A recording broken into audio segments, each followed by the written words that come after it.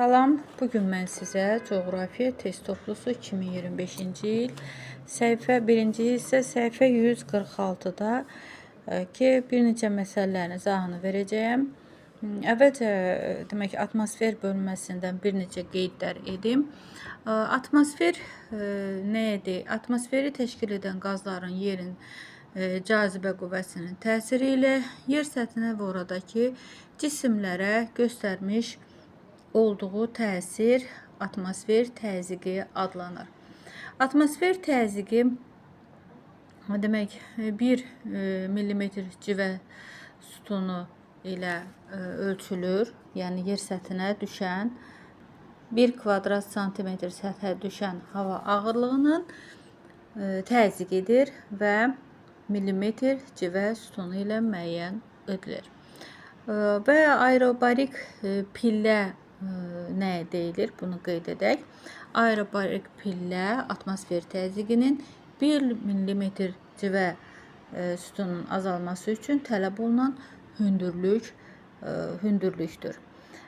Və qeyd edək ki, okean səthi üzərində olan atmosfer təzyiqi normal atmosfer təzyiqidir və normal atmosfer təzyiqi 760 mm civə sütunu olaraq qəbul olunmuşdur.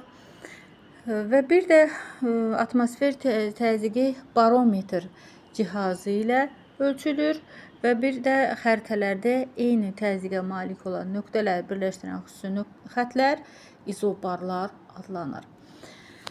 Və məsələlərin izahında bir neçə qeydlər yenə edəcək. Məsələn, demək izahına keçək. Bir-birinə yaxın olan dağ zirvələrinin mütləq hündürlükləri 4000 metr və 2370 metrə bərabərdir.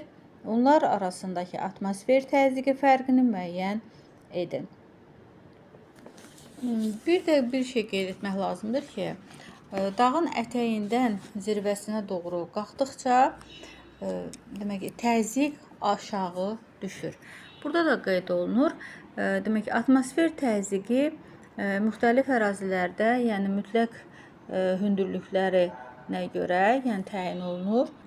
Troposferdə hündürlüyə qalxdıqca, yəni hündürlüyə doğru hər 10 metr qalxdıqca atmosfer təzyiqi 1 millimetr civə sütunu aşağı düşür.